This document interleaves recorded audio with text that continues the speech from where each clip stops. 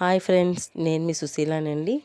మేమిప్పుడు రామేశ్వరం నుంచి 20 కిలోమీటర్ల దూరంలో ఉన్న ధనుష్కోటి చూడటానికి వెళ్తున్నాం ఫ్రెండ్స్.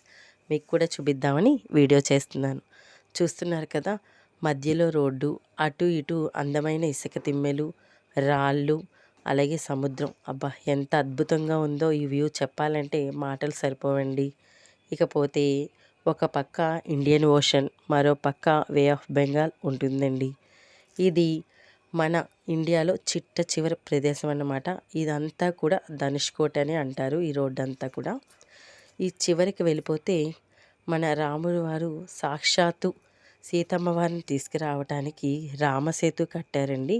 మన్నాడు దీవుల వరకు ఈ ఈ రోడ్డు దగ్గర నుంచి మన్నాడు దీవుల వరకు సాక్షాత్తు స్వయంగా రాముడు వారి రామసేతు అన్న పేరుతో వారధి కట్టారండి. చూపిస్తున్నాను చూసారా, ఇదే ఆ ఎండింగ్ పాయింట్ అండి. ఈ స్తూపం మీద 4 సింహాల బొమ్మలు ఉంటాయి. ఇదే ఈ ఎండింగ్ పాయింట్ అన్నమాట మన ఇండియాకి.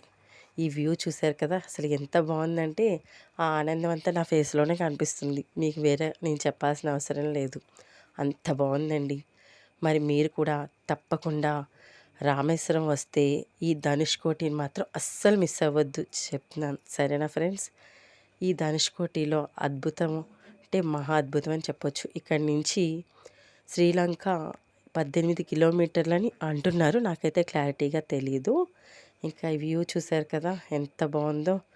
మరి మీకు కూడా ఈ వీడియో నచ్చినట్టయితే లైక్ చేయండి, షేర్ చేయండి, సబ్స్క్రైబ్ చేసుకోవడం మర్చిపోకండి ఫ్రెండ్స్. బాయ్ అండి.